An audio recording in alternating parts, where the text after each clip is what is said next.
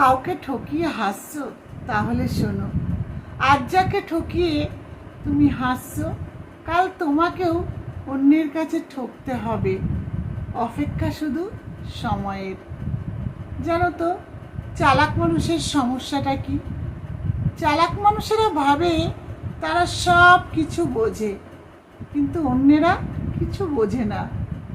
কিন্তু তারা জানে না তারা এতটাই চালাক ভাবে নিজেকে। তারা জানে না তারা কতটা বোকা।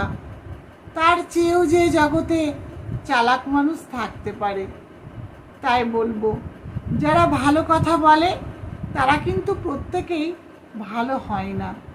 কারণ যারা ষড়যন্ত্র করে, যারা অন্যের ক্ষতি করে, যারা অন্যদের ঠকায়, তারা কিন্তু অনেকেই মিষ্টি ভাষায় কথা বলে। তাই মিষ্টি ভাষায় কথা বললেই যে সে ভালো মানুষ, এমনটা কিন্তু নয়। তাই আমাদের সবসময় মনে রাখতে হবে, অন্যকে ঠকিয়ে নিজে কখনো ভালো থাকা যায় না। কারণ মাথার ওপর রয়েছেন ভগবান, আর ভগবানের বিচার হবেই। হয়তো অনেকে এমনটা ভাবেন যে কেউ অন্যকে কষ্ট দিচ্ছে, অন্যকে ঠকাচ্ছে, কিন্তু সে তো অনেক ভালো আছে, আনন্দে আছে, খুশিতে আছে, কিন্তু তার কি শাস্তি হবে না? অবশ্যই হবে।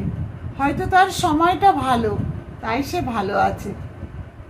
সময় যখন হবে তখন ভগবানের বিচারে সময় তার বিচার করবে।